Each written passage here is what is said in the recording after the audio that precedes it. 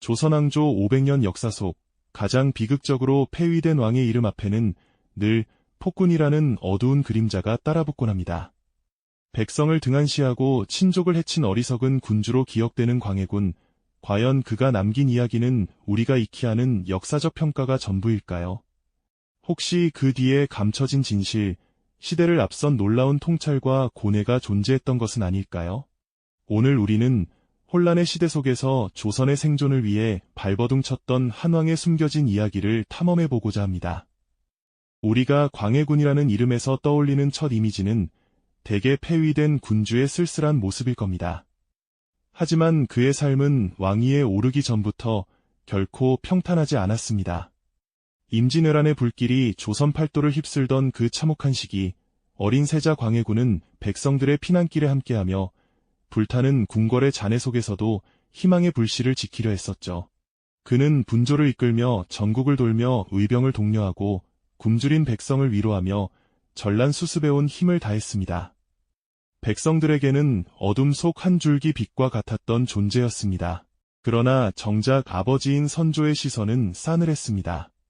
서자 출신이라는 태생적 한계는 늘 그의 발목을 잡았고 전란 중에 보여준 세자로서의 탁월한 역량은 오히려 선조의 질투와 견제를 불러왔습니다. 왕이 되고 싶었던 것일까요? 아니면 그저 나라를 구하고 싶었던 것일까요? 전쟁이 끝난 후 선조는 영창대군을 총애하며 광해군을 폐위하려는 시도까지 했으니 그의 왕권은 즉위 전부터 불안감으로 가득 차 있었을 겁니다. 가까스로 왕위에 올랐지만 광해군의 왕권은 여전히 위태로운 줄타기 같았습니다. 즉위 후에도 상황은 나아지지 않았습니다. 전란으로 피폐해진 민생은 돌봐야 했고 조정 대신들의 복잡한 이해관계는 왕의 손발을 묶는 족쇄와 같았습니다. 대북파, 소북파, 남인, 서인 등 붕당 간의 갈등은 끊이지 않았고 왕은 그 속에서 고독하게 길을 찾아야만 했습니다.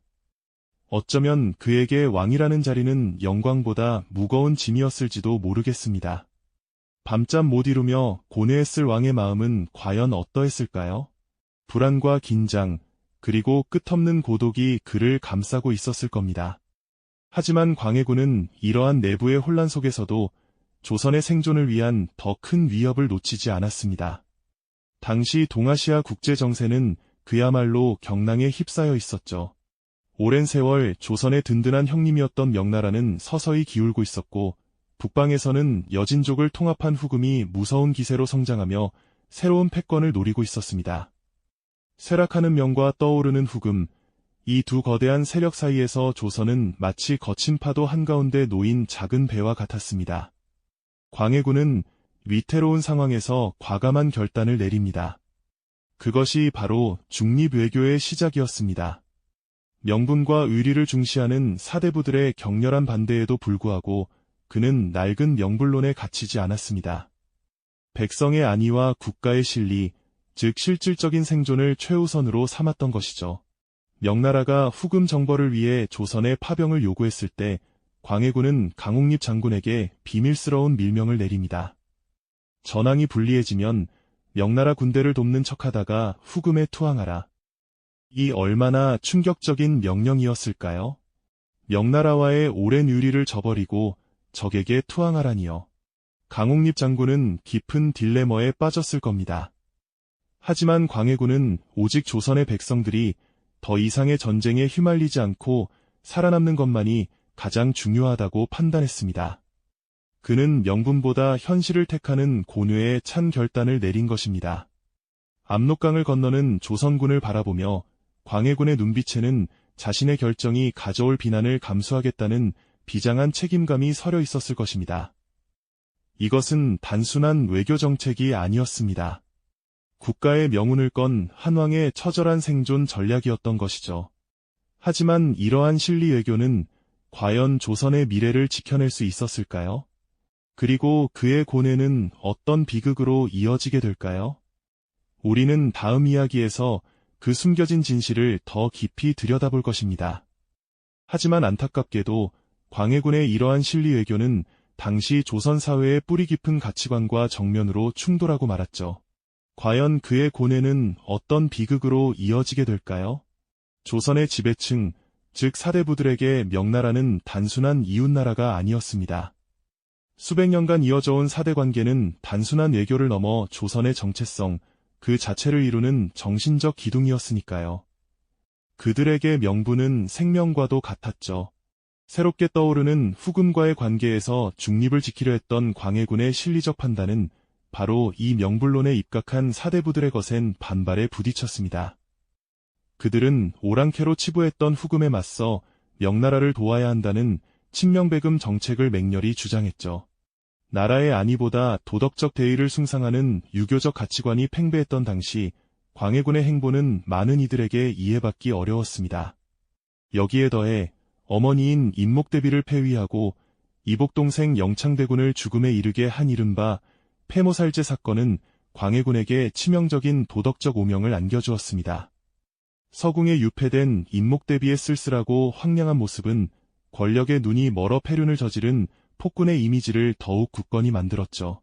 이는 단순한 정치적 반대를 넘어 그를 왕의 자격이 없는 자로 낙인 찍는 결정적인 빌미가 되고 말았습니다. 결국 그의 통찰은 당대의 거센 반발을 넘어서지 못했습니다. 1623년 인조반정이라는 격변 속에서 광해군은 왕위에서 물러나게 됩니다. 한때 조선의 운명을 짊어졌던 그는 이제 폭군이라는 낙인이 찍힌 채 쓸쓸히 유백일에 오르는 비참한 신세가 되었고요. 그가 마지막으로 머물렀던 제주도의 초라한 유배지에서 그는 과연 어떤 생각에 잠겼을까요? 자신의 선택이 과연 틀렸던 것일까요? 역사는 승자의 기록이라고 하죠.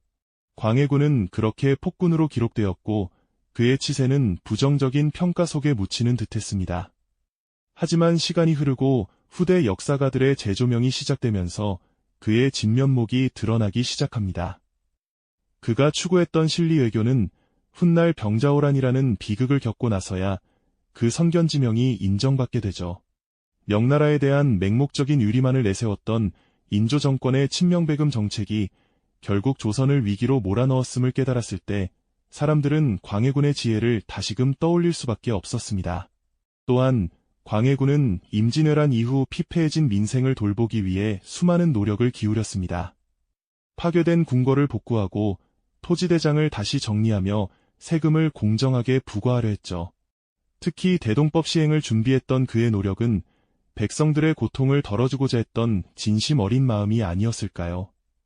비록 그가 온전히 완성하지는 못했지만 이는 조선 후기 사회의 중요한 개혁으로 자리매김하게 됩니다. 결국 광해군의 이야기는 우리에게 깊은 질문을 던집니다. 눈앞의 명분과 당장의 도덕적 비난을 감수하면서까지 백성의 생존과 국가의 실리를 우선했던 그의 무능력은 과연 무엇이었을까요? 어쩌면 그것이야말로 시대를 초월한 가장 강력한 정치적 통찰이자 용기였던 것은 아닐까요? 폭군이라는 오명 뒤에 숨겨진 그의 선택들이 사실은 조선의 미래를 위한 처절한 몸부림이었음을 깨닫는 순간 우리는 역사의 아이러니를 마주하게 됩니다. 오늘날 급변하는 국제 정세 속에서 명분과 실리 사이의 균형을 끊임없이 고민해야 하는 우리에게 광해군의 이야기는 중요한 메시지를 던져줍니다. 표면적인 평가 넘어 본질을 꿰뚫어보는 지혜와 용기가 얼마나 중요한지 되새기게 하는 것이죠.